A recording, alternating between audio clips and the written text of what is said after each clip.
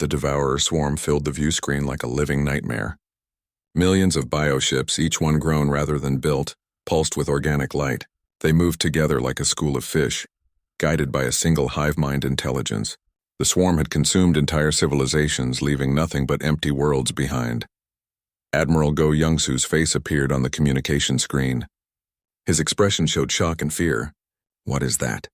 "The reason the Valreth Empire fell," the Worldbreaker answered. "The Devourer swarm. We thought we destroyed them 30 years ago." "We were wrong." Day watched the tactical display. The swarm was approaching fast, and behind them more kept coming. There were too many to count. Even the combined forces of the Coalition fleet and the Worldbreaker would not be enough.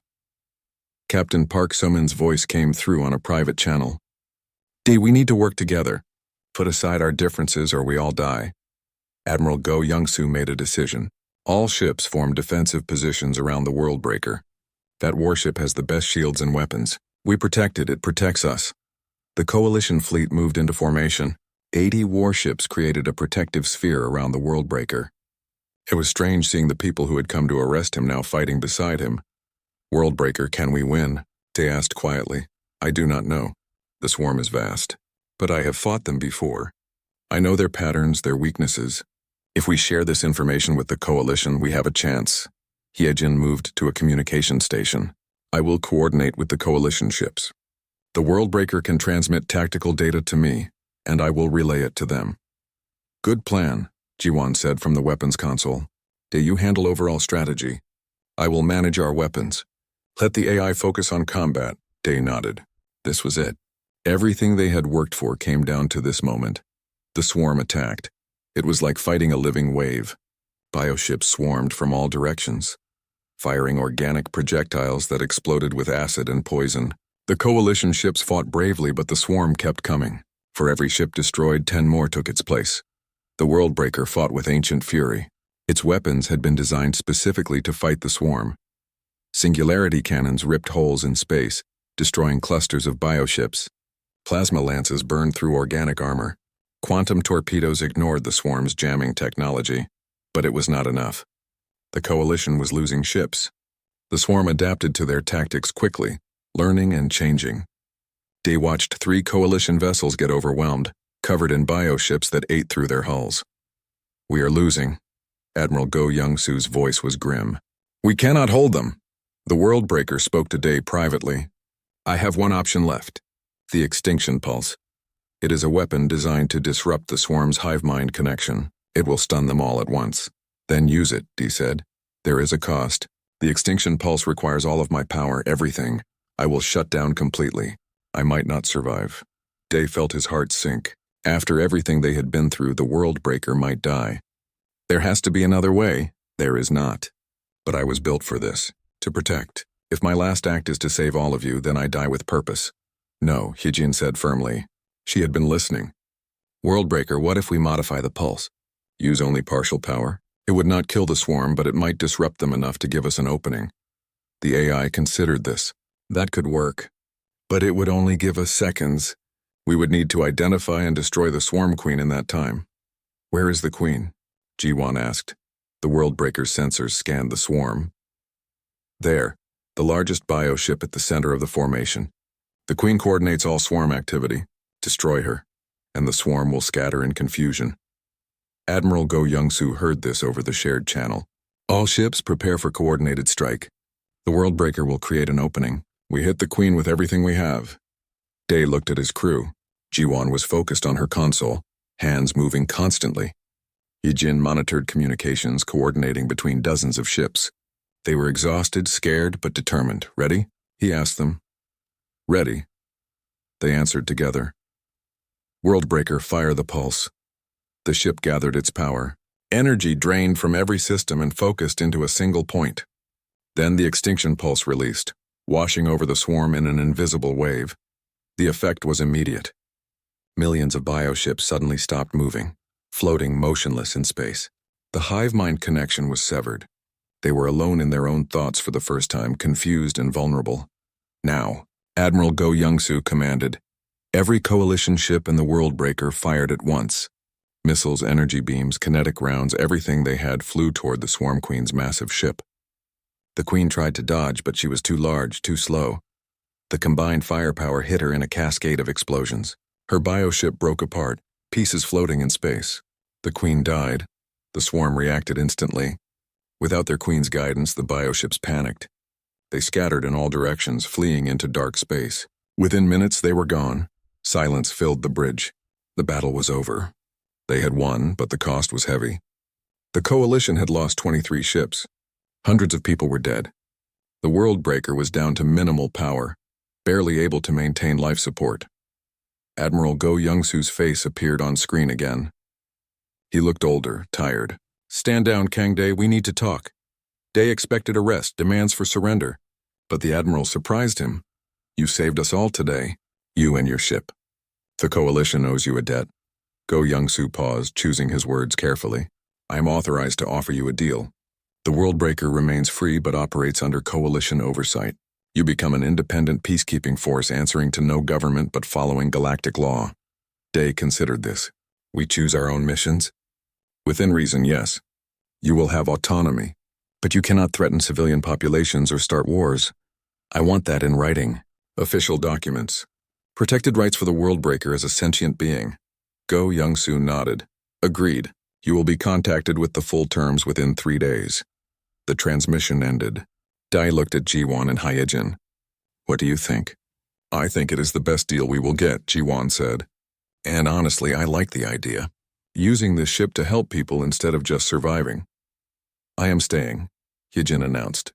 "Someone needs to continue studying Valreth culture and helping the World Breaker preserve it. Besides, where else would I get access to a living Titan?" Day smiled. "A crew. A real crew." After 3 years of working alone, he had people he could trust. Captain Park Sumin contacted them privately. "Kang Day, Admiral Go Youngsu asked me to join your crew as diplomatic officer. Someone to help you navigate coalition politics. If you will have me."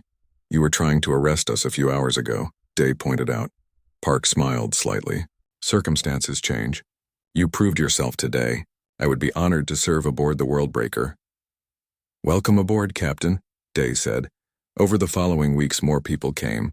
Engineers who wanted to help maintain the World Breaker. Soldiers who believed in the ship's mission. Scientists studying ancient technology. Humans and aliens together, united by a common purpose. The World Breaker underwent repairs, its hull patched, systems upgraded, but it kept its battle scars visible, reminders of what it had survived. One evening, Day stood on the bridge alone, looking at the stars. The World Breaker's voice spoke to him. "Thank you, Kang Day. When you found me, I was dying and forgotten. You gave me more than power. You gave me purpose again. Friends, a future." "You did the same for me," Day replied. "I was just a salvager, scraping by, going nowhere. Now I am captain of the most powerful warship in the galaxy, with a mission that matters." "What is our mission?" Day thought about it. "To protect those who cannot protect themselves. To stand against threats that others cannot face. To be what you were always meant to be. A guardian." "I like that," the World Breaker said. "Where should we go first?" "I heard there is trouble in the outer colonies. Pirates raiding supply ships, attacking settlements. People need help. Then let us help them." The World Breaker's engines came to life, glowing bright. The great ship turned toward open space, ready for whatever came next.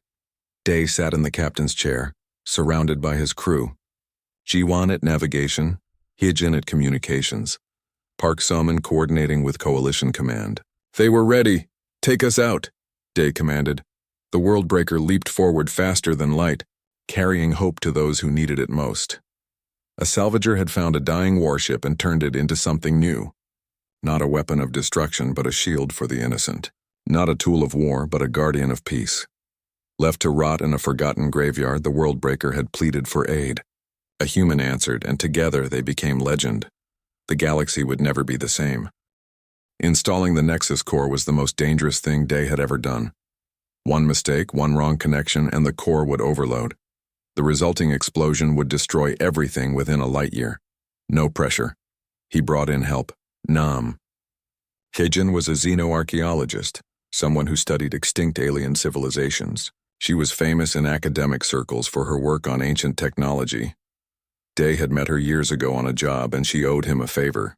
Hyejin arrived on a small research vessel, bringing sophisticated scanning equipment and a massive library of data on Valreth technology. She was 35 years old, with long hair tied back in a practical braid and glasses that were probably more for show than function.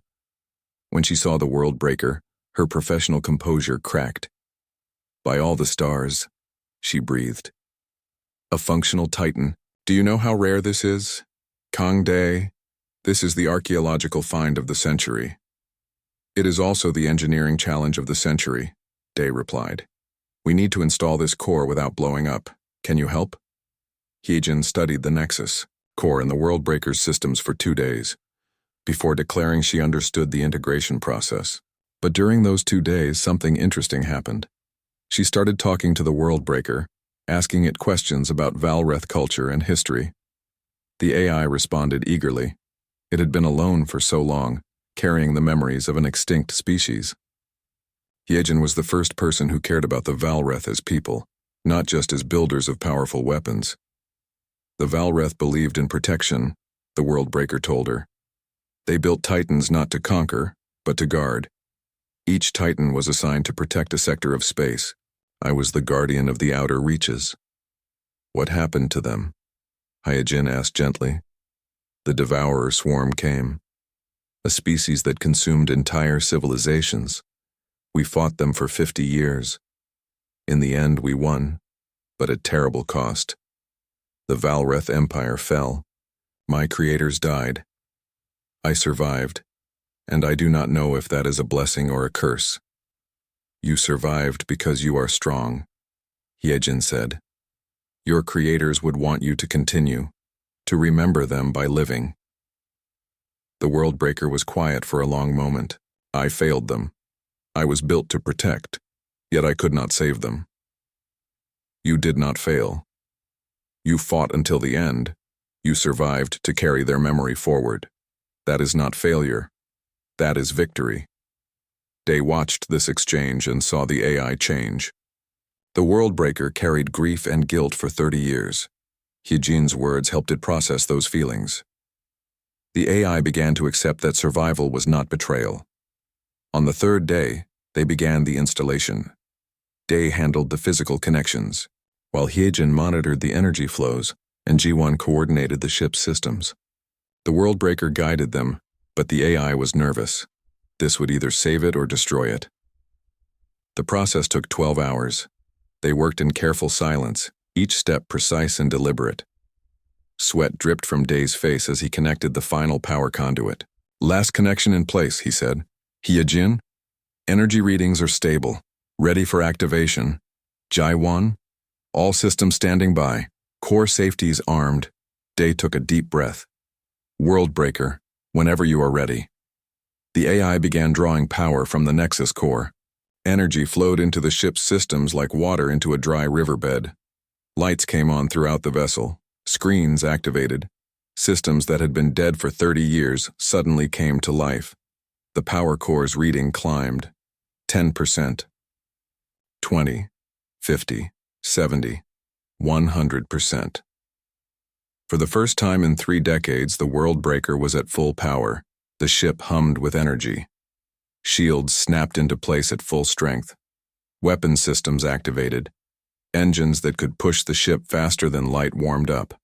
The World Breaker's sensors reached out across the sector, seeing everything. "How do you feel?" Hyejin asked. "Alive," the World Breaker replied. "Truly alive. Thank you, all of you." But celebration was short-lived. The ship's long-range sensors picked up a massive fleet approaching, 50 ships all flying pirate colors. The Ravager Collective had come. Day looked at the tactical display. The Ravagers were a coalition of pirate gangs who had united under a brutal warlord named Scratch. They had been following rumors of the World Breaker, and now they wanted it for themselves. 50 ships, Ji-won said. "Even with full power, those are bad odds." "We have to fight," Day replied. "If we run, they will just follow us, and next time we might not be ready." The Ravager fleet arrived in attack formation. Their flagship, a massive converted hauler bristling with weapons, led the assault. A transmission came through showing Scratch on screen. The warlord was a hulking alien with 4 arms and scarred armor. "Human, give us the Titan and we let you live. Refuse and we take it from your corpse. Day closed the transmission without responding. He looked at Jiwon and Hyejin. You two should take the shuttle and leave. This is going to be ugly. Absolutely not, Jiwon said. We did not come this far to run now. I am staying too, Hyejin added. Someone needs to help coordinate with the Worldbreaker. Day felt grateful for their loyalty. All right then, let us show these pirates what a real warship can do. Worldbreaker, this is your fight too. How do you want to handle this? The AI's voice was calm and confident. Let me show you what I was built for. The battle began. The Ravagers attacked from all sides, firing missiles and energy weapons. The Worldbreaker's shields absorbed the hits easily. Then the Titan struck back. The Singularity cannon fired, but at full power it was different from before. The gravitational beam swept across space, crushing 5 pirate ships instantly. Plasma lances shot out from turrets all over the hull, each one finding a target. Quantum torpedoes curved through space, ignoring conventional physics to hit ships hiding behind asteroids. But the pirates were desperate and determined. They swarmed like insects, too many to hit all at once. Several managed to attach boarding pods to the Worldbreaker's hull. They are trying to board us, the Worldbreaker announced. I am sealing affected sections. Can you fight them off? Day asked. My internal defenses are limited. If they breach the core systems, they could do serious damage. Jiwon grabbed a plasma rifle from the weapons locker. Then we defend the ship the old-fashioned way. Day and Hyejin armed themselves too. They took positions in the corridors near the core room. Day heard cutting sounds as pirates burned through the hull. Alarms blared. Then the wall burst open, and pirates poured through. The fight was brutal and close. Day fired his weapon, dropping 2 pirates before they could get their bearings.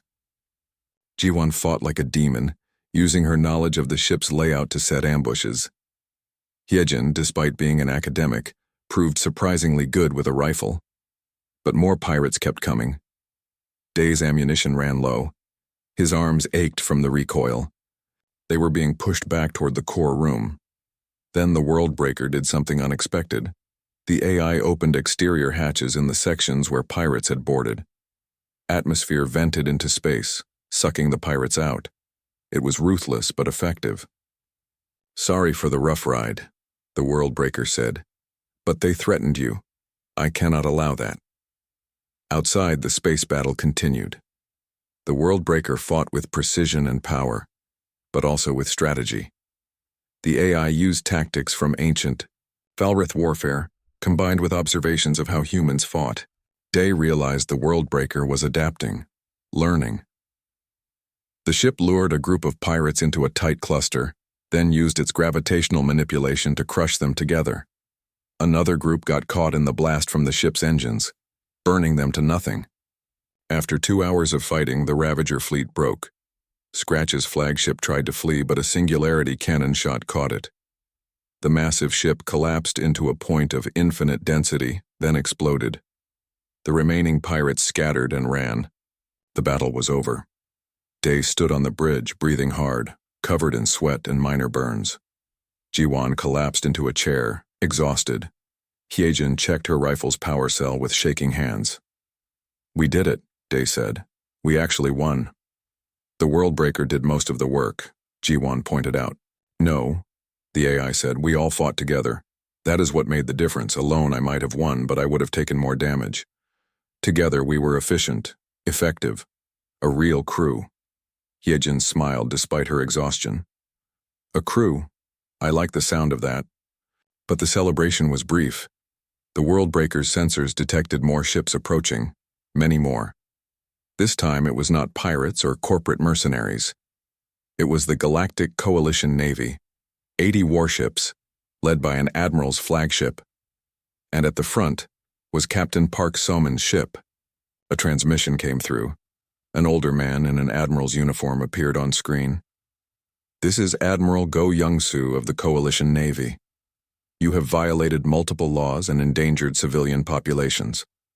Surrender immediately or be destroyed. Day looked at the tactical display. 80 military ships, all with full weapons and shields. Even the Worldbreaker could not fight those odds. But before he could respond, every sensor on the ship started screaming warnings. Something was coming. Something that made even the Worldbreaker's voice sound frightened. Impossible, the AI whispered. They should be extinct. Who? Day demanded. The Devourer swarm. They have found me. On the sensors, a massive shadow emerged from dark space. Millions of bioships, each one alive and hungry. The ancient enemy of the Valreth had returned, and they wanted revenge. News of the battle spread across the sector like wildfire. A human had activated a Titan-class warship and destroyed 3 Kryn corporate vessels with a single shot. Everyone wanted to know more. Some wanted to buy the ship. Some wanted to steal it, and some wanted to destroy it before it became a threat. Day and Jiwon spent 3 days making emergency repairs. The Worldbreaker was stable at 5% power, but that was barely enough to keep life support and basic shields running. They needed a real power source, not the dying reactor core currently holding everything together. We need a Nexus core, Jiwon said, studying technical readouts on her tablet. It is the only power source strong enough to run a Titan properly. Where do we get one? Day asked. I thought they were incredibly rare. They are. Most governments keep them locked up. But I know someone who might know where to find one. That someone was Merchant Prince Kvaleth, a wealthy alien trader who dealt in rare technologies. Kvaleth belonged to an insectoid species with a thin body covered in iridescent chitin and multiple delicate limbs.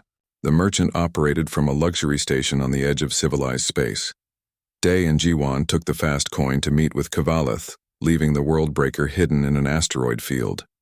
The merchant station was impressive, filled with exotic goods and protected by heavy security.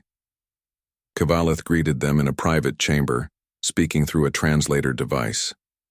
The merchant's voice was musical and strange. Ah, the famous human and his ancient warship. Everyone talks about you, Kang Day. You're either very brave or very foolish. Probably both, Dai admitted. We need a Nexus core. I heard you might know where to find one. Kvaleth's antenna twitched with amusement. Direct, I appreciate that. Yes, I know of a Nexus core. It sits in an abandoned research station in the Vortex Expanse. The station was evacuated 30 years ago after an experiment went wrong. The core remains too dangerous to retrieve. Why dangerous? Jiwon asked. The Vortex Expanse is a region where normal physics break down. Time flows strangely. Distances are meaningless. Ships that enter often do not return. But for someone desperate enough, the reward might be worth the risk. Day and Jiwon exchanged looks. They were definitely desperate enough. How much for the coordinates? Day asked. For you, nothing. Consider it an investment. If you succeed, I would like first opportunity to trade with someone who commands a Titan. Kvaleth's translator made a sound that might have been laughter. And if you fail, well, I lose nothing. They got the coordinates and returned to the Worldbreaker. But as they approached the asteroid field, their sensors detected another ship waiting for them. A Coalition Navy vessel, military grade, weapons powered but not locked on. This is Captain Park Soman of the Galactic Coalition Navy, a voice came over the radio. Kang Day, I need to speak with you. Day had heard of Captain Park Soman. She had a reputation for being fair but strict, someone who followed regulations but also understood when to bend them. He opened a channel. Captain Park, what can I do for you? A woman's face appeared on screen. She was in her early 40s with short practical hair and tired eyes that had seen too much. She wore her uniform properly, every button in place. You need to surrender the Worldbreaker to Coalition custody, she said. A weapon of that power cannot be in civilian hands. It is too dangerous, and the Worldbreaker is not a weapon. It is a living being, an AI with rights. AI rights are complicated legally. Titan-class warships even more so. I have my orders. If you refuse, I am authorized to use force. Day felt frustration rise. So you will destroy the ship to prevent someone else from having it? That makes no sense. Park Somin's expression showed she agreed, but her duty was clear. I do not make the rules, Day. I just follow them. Please make this easy for both of us. I cannot do that, sorry. He cut the transmission before she could respond. Worldbreaker, can we outrun her? At 5% power, unlikely. But I can try, the chase began. Park Somin's ship was fast and well-armed, but the Worldbreaker, even damaged, was still a Titan. Day guided them through the asteroid field, using the massive rocks as cover. The Worldbreaker's sensors were far superior to the Coalition ships, giving them an advantage. She is trying to box us in, the Worldbreaker observed. Captain Park is skilled. Then we need to be more skilled, Jiwan said from the navigation console. They dodged through narrow gaps between asteroids, performed tight turns that should have been impossible for a ship so large. Park Soman followed, firing warning shots that deliberately missed. She was trying to force them to surrender without causing damage. After 2 hours of chase, they managed to reach a sensor blind zone behind a massive asteroid cluster. The world breaker powered down to minimal levels, becoming nearly invisible. Park Soman's ship searched for them but eventually gave up and left. She will be back, Jiwon said, and next time she will bring more ships. Then we need to get that Nexus core fast, Dee replied, before anyone else comes looking for us. They set course for the vortex expanse. As they approached, Day understood why people feared this place. Space itself looked wrong. Stars bent at impossible angles. Colors existed that should not be possible. Distance measurements made no sense. One moment, the research station looked light years away. The next moment, it was right in front of them. This place hurts to look at, Jiwon muttered, staring at the displays. The world breaker struggled to navigate. The AI's logical systems could not process the illogical reality of the vortex. But Day found that human intuition worked better here. He stopped relying on instruments and started making decisions based on feeling. Somehow that worked. They reached the research station after what felt like hours but might have been days. Time was strange here. The station was a massive ring structure, frozen and dark. But in its center they could see the Nexus core glowing with steady blue light. Dai and Jiwon suited up and took a shuttle to the station. As they approached, they saw ghostly images flickering around the structure. Researchers repeated their final moments over and over, trapped in a time loop. Their faces showed terror and confusion. What happened here? Jiwon whispered. They tried to study the vortex, the world breaker explained through their suit radios. The experiment failed. They became trapped between moments of time, living their deaths forever. It was horrifying. Day forced himself to look away and focus on the mission. They entered the station and moved through twisted corridors. Gravity shifted randomly. In some rooms they walked on walls. In others they floated. At the center they found the Nexus core. It was a sphere about 2 meters across, floating in containment fields, pulsing with incredible energy. Just looking at it made Day's eyes hurt. That is a lot of power, Jiwon said. Can we move it safely? Day asked the world breaker. Yes, but you must disengage the containment fields carefully. If released improperly, the core could overload and destroy everything within a light year. No pressure then, Day muttered. He approached the control panel. The systems were old but functional. He studied the readings, understanding how the containment worked.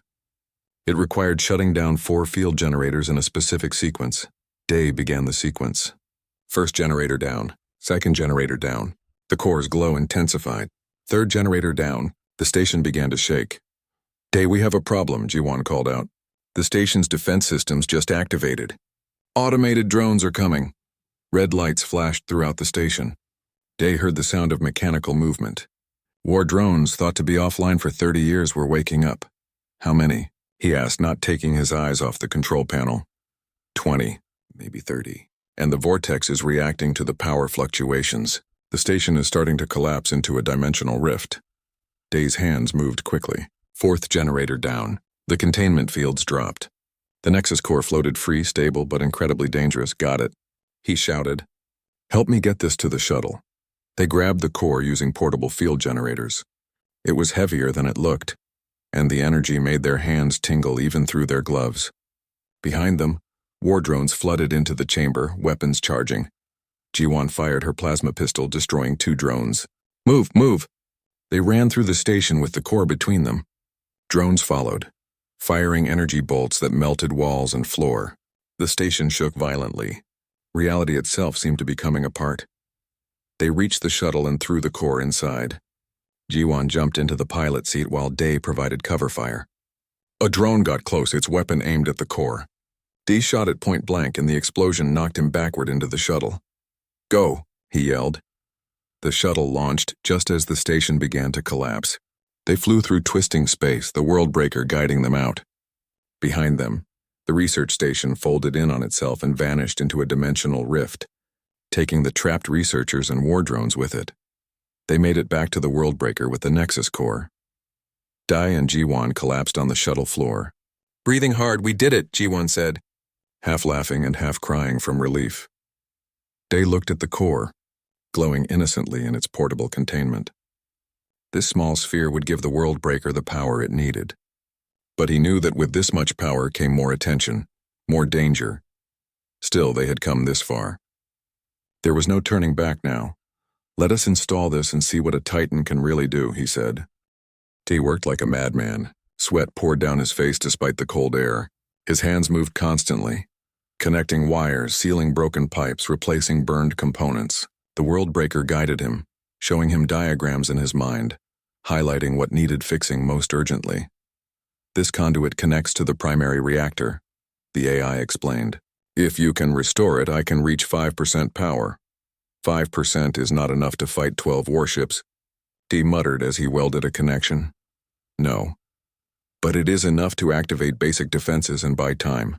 Time. That was what they needed most and had least of. Day checked his watch. 14 hours until the Kryn fleet arrived. He had managed to bring the power core up to 4%. Progress, but not enough. He needed help. Day hated admitting that. But this job was too big for one person. He pulled out his communicator and scrolled through his contacts. Most were dead numbers now. People who had moved on or died. But one name made him pause. Lee Ji-won, his ex-girlfriend, his former crew member. The woman who left him 2 years ago after their last job went wrong. She now ran a black market tech shop on Epsilon Rec, a nearby space station built inside an old battleship hull. Dai did not want to call her. Things had ended badly between them, but he needed supplies and she was the only person close enough to help. He pressed the call button. Ji-won's face appeared on the screen. She was 32 with short dark hair and sharp eyes that missed nothing. When she saw him, her expression hardened. You have some nerve calling me, she said coldly. I need help, Day said simply. You always need help. That is your problem, Day. You take on impossible jobs and expect everyone else to save you. This is different. I found a Titan-class warship. It is alive. But the Kryn Corporation is coming to take it. I need reactor fuel cells and weapon capacitors, fast. Ji-won's eyes widened. A Titan? You are lying. I am not. I will send you the coordinates. Come see for yourself. But hurry. I have less than 14 hours. There was silence. Day could see Ji-won thinking, calculating. She was always practical, always weighing risks and rewards. If you are lying, I will kill you myself, she finally said. I will be there in 6 hours. The screen went dark. Day allowed himself a small smile. Ji-won was coming. That meant she believed him at least a little. He went back to work. The World Breaker seemed curious about the conversation. She was important to you, the AI said. She was. Maybe still is. I do not know anymore. You hurt her. I made choices she did not agree with. I put the job before the crew. Before her. She was right to leave. Yet she is coming to help. She is coming for the Titan, not for me. Perhaps. But she did not have to come at all. Day did not answer. He focused on the work, pushing thoughts of Ji-won away. The power core was slowly responding to his repairs. 5%, then 6%. The World Breaker's systems were ancient, built with technology nobody used anymore. But Day understood principles, not just protocols. Where a proper engineer would give up because the parts did not match, Day made them work anyway. You are unusual, the World Breaker observed. Valreth engineers were precise and methodical. You are chaotic and improvise constantly, yet your methods work. Sometimes you have to make things work with what you have, not what you wish you had, Day replied. 6 hours later, Ji-won arrived in her courier ship, the Fastcoin. It was a sleek vessel built for speed, perfect for running questionable cargo. She docked with the World Breaker and came aboard carrying 2 large cases of equipment. When she saw the massive core room and the glowing sphere, she stopped and stared. By all the stars, she whispered, it is real. Told you, Day said. Ji-won set down the cases and looked around at his work. She quickly assessed what he had done and what still needed doing. That was one thing he had always loved about her. She was smart and saw problems clearly. You brought the core to 6%. That is impressive for one person with basic tools. But weapons need more power. We need to get this up to at least 20%, and we have, she checked her watch. 8 hours. Can we do it? Dee asked. Yes, if we work together. Like before, they fell into old patterns. Jiwon handled the weapon systems while Day focused on propulsion and power distribution. The World Breaker coordinated between them, learning how humans worked together, how they communicated and trusted each other. "You have an interesting relationship," the AI commented. "We have history," Jiwon said as she calibrated a targeting sensor. "You care for each other but are angry. That about sums it up," Day muttered. They worked through the night. The hours melted away. 10% power, 12%, 15%. The World Breaker's system slowly came online. Lights flickered on in dead corridors. Sensors began scanning space around them. Weapon ports opened for the first time in 30 years. With 2 hours remaining, they hit 20% power. It was not much, but it was something. "The Kryn fleet is close," the World Breaker announced. "They will arrive in 1 hour and 43 minutes. Day and Jiwon went to the bridge. It was enormous, designed for a crew of hundreds. Now it was just the two of them and the AI. Display screens came to life, showing the approaching fleet. 12 ships in formation, weapons ready. A transmission came through. A man's face appeared on the main screen. He wore the uniform of a Kryn corporate commander. His expression was cold and businesslike. "Unknown vessel, this is Commander Velas Thorn of the Kryn corporate fleet. You are illegally occupying corporate salvage property. Surrender immediately or be destroyed." Day looked at Jiwon. She shrugged. "Your ship, your call." He opened a channel. "This ship is not abandoned. It has an active AI and I am its registered operator. You have no legal claim." Thorn's smile was unpleasant. "The World Breaker is a weapon of mass destruction. No individual can own it. Surrender or face the consequences." The transmission ended. The Kryn fleet moved into attack positions. "They will not negotiate," the World Breaker said. "They intend to board and take control by force." Day felt his hands shake. He was a salvager, not a soldier. But looking at those warships, seeing their weapons charging, he felt anger. These people saw the World Breaker as property. They did not care that it was alive, that it had thoughts and feelings. "What are our options?" he asked. "At 20% power, I can fire my main weapon once, the Singularity Cannon.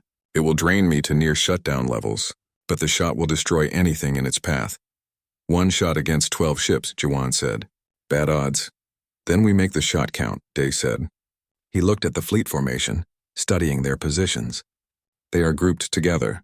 One good shot could hit multiple targets, and are you sure about this?" Jiwon asked.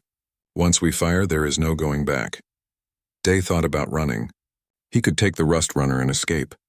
Let the Kryn have the World Breaker. But looking at the displays, seeing this magnificent ship that had suffered alone for 30 years, he could not do it. "I am sure. World Breaker, target their center formation. Fire when ready." Energy built in the ship's core. Day felt it through his feet. A vibration that grew stronger. The Singularity Cannon charged, drawing massive amounts of power. The Kryn fleet opened fire first. Missiles streaked toward them, but the World Breaker's shields, even at low power, deflected them easily. "Firing," the World Breaker announced. The ship shook. A beam of pure gravitational force lanced out from the cannon. Space itself bent around the beam. It hit the center of the Kryn formation and reality collapsed inward. 3 ships were crushed instantly, compressed into singularities before exploding. The shockwave damaged 2 more. The remaining fleet scattered in panic, fleeing at maximum speed. On the bridge, alarms blared. The power core dropped to 5%. Systems shut down across the ship, but they had won. The Kryn fleet was gone. Jiwon looked at Day with new respect. "You actually did it." Day slumped in the command chair, exhausted. "We did it. All of us." The World Breaker's voice was weak but satisfied. "Thank you. For the first time in 30 years, I remembered what it feels like to fight for something worth protecting." Outside, the stars shone coldly, and somewhere in the distance, more enemies were beginning to take notice. Kangdae hated the Talon Drift. The massive graveyard of dead starships floated in the darkness like ghosts from a war everyone wanted to forget. 30 years ago, fleets fought and died here. Now their bones drifted in silence, slowly falling apart in the cold void of space. His salvage ship, the Rust Runner, moved carefully through the debris field. Day sat in the pilot seat watching his scanner screen. He was looking for anything valuable. Computer cores, intact weapons, maybe some rare metal plating. Anything he could sell to pay for fuel and food. Day was tired. He had been doing this work alone for 3 years now, ever since his crew abandoned him after a job went bad. He was 38 years old and felt twice that age. His body ached from working in cramped spaces. His hands were scarred from hot metal and sharp edges, and his eyes hurt from staring at screens all day. The scanner beeped. Day looked at the reading and frowned. There was a signal coming from deep in the graveyard. It was not a normal distress beacon. It was strange, almost like a heartbeat, slow and steady, pulsing every few seconds. He should have ignored it. Strange signals usually meant trouble. But Day was curious, and curiosity was both his greatest strength and his worst weakness. He adjusted his course and followed the signal deeper into the graveyard. The signal led him to a massive asteroid, and buried halfway into it was a ship that made Day catch his breath. It was enormous, at least 2 kilometers long, shaped like a pyramid with sharp edges and smooth surfaces. The hull was covered in battle damage and corrosion. Burn marks scarred its sides, and entire sections looked like they might fall apart. Day checked his database. His computer identified the ship class immediately. Titan-class dreadnought, Valreth Empire design. He felt his heart beat faster. The Valreth were extinct now, wiped out in the Great Purge War. Their Titan warships were legendary. People said one Titan could destroy an entire fleet by itself, but this Titan was clearly dying. Day could see that its power signature was almost gone, barely a flicker. The ship should have been completely dead, yet something was still sending that heartbeat signal. As Day moved closer, his instruments went crazy. Screens flickered, his radio burst with static, and his ship's systems reset themselves. Then he heard a voice. It was not coming from his radio. It was inside his head. "Help me." Day jumped in his seat. He looked around, but he was alone. "Who said that?" "I am the World Breaker. I am dying. Please help me." The voice was strange, neither male nor female, old but somehow young at the same time. It sounded desperate. "You're the ship," Day said slowly. "You're an AI." "Yes, I have been calling for help for 30 years. Many came, but none could hear me properly. Some tried to cut me apart for scrap. You are different. You are human. I have heard that humans are resourceful, creative. Please, I do not want to die alone in the dark." Day rubbed his face. He was talking to a dying warship AI. This was insane. But the Worldbreaker was a Titan-class vessel. If he could get it working, even partially, he would never have to scrape for salvage again. He could go anywhere, do anything. The temptation was overwhelming. "What do you need?" he asked. "Come inside. I will show you." Day suited up in his old spacesuit and took his toolkit. He guided the Rust Runner to an airlock on the Worldbreaker's hull. The outer door was stuck, but Day managed to force it open with a crowbar and some creative cursing. Inside, the ship was a nightmare. Corridors were twisted and collapsed. The walls were covered in frost. Emergency lights flickered weakly, casting strange shadows. And everywhere there were bodies. The frozen corpses of the Valreth crew, still at their stations, preserved perfectly by the cold vacuum. Day felt sadness looking at them. They had died at their posts, fighting to the end. The Valreth had been warriors, but also honorable. They did not deserve to be forgotten like this. "I am sorry you have to see them," the Worldbreaker said in his mind. "They were my crew, my family. They died protecting others, and what happened?" Day asked as he moved through the dark corridors, following the AI's directions. "We fought the Devourer swarm in the final battle. We won, but at great cost. My crew perished. My systems failed. I drifted here and went into emergency hibernation. When I woke, 30 years had passed. Everyone was gone." Day reached the central core room. It was massive, several stories tall, with a glowing sphere in the center. The sphere was dim, flickering like a dying candle. This was the ship's power core, and it was nearly dead. "My core is at 3% capacity," the Worldbreaker explained. "My self-repair systems failed long ago. I need help to restore power. If you can do this, I will serve you. My weapons, my knowledge, everything will be yours." Day walked around the core, examining it with his engineer's eye. The damage was extensive. Coolant lines were broken, power conduits were burned out, and the containment field was barely holding. By any reasonable measure, this should be impossible to fix with what he had. But Day was not reasonable. He was stubborn. "I'll try," he said. "But I need to get my tools and equipment from my ship." "Thank you." "Kang Day, you are the first person in 30 years to offer help instead of trying to hurt me." Day went back to his ship and started bringing equipment aboard. As he worked, he felt something change. The Worldbreaker was watching him, learning from him. The AI seemed curious about how he worked, how he solved problems. Hours passed. Day welded broken connections, rerouted power flow, and jury-rigged solutions that would make proper engineers cry.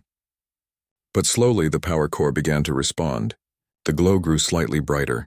Then his salvage ship's alarm went off. Day rushed to check his scanner. His heart sank. Multiple ships were approaching fast. 12 of them, all military grade. Corporate warships, we have company, Day said. The World Breaker's voice sounded worried for the first time. The Kryn Corporation. They detected my transmissions. They come to claim me. Day checked the readings. The fleet would arrive in 18 hours. He looked at the barely functional power core, then at his meager tools and supplies. Can we fight them? He asked. Not at 3% power. I can barely keep life support active in this room. If they board me, they will take control or destroy us both. Day felt fear but also determination. He had not survived 3 years alone by giving up when things looked bad. He grabbed his toolkit and headed back to the power core. Then we have 18 hours to make you ready to fight, he said. Let's get to work. The World Breaker's voice carried something new now. Something like hope. Yes. Let us begin. Outside, in the cold darkness of space, the Kryn fleet accelerated toward the graveyard, ready to claim their prize.